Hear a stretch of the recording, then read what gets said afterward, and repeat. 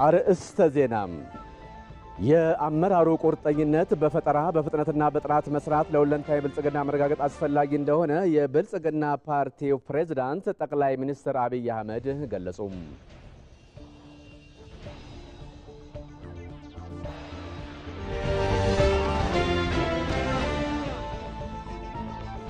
ኢትዮጵያ ለዘመናት ባለቤት ከሆነችበት የባህር በሯ አይገባትም በሚል ባዕዳንና ሴረኞች ሲነዙ የቆዩትን ሴራ አዘል ትርክት በመጣስ ጥያቄው መነሳቱ ለአሁኑ ትውልድ ተስፋን ያጫረ ስለመሆኑ ተነገረም።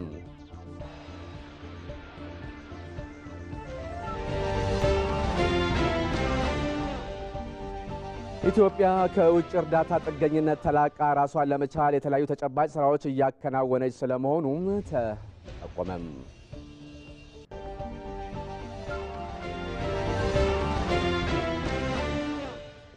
በቄለም ወለጋ ዞን የአረንጓዴ አሻራና የእርከን ስራ እርሻ መሬታቸው እንዲያገግምና ለምግብነት የሚውሉ ተክሎችን እንዲያመርቱ እንዳስቻላቸው አርሶ አደሮች ለኢቲቪ ተናገሩ።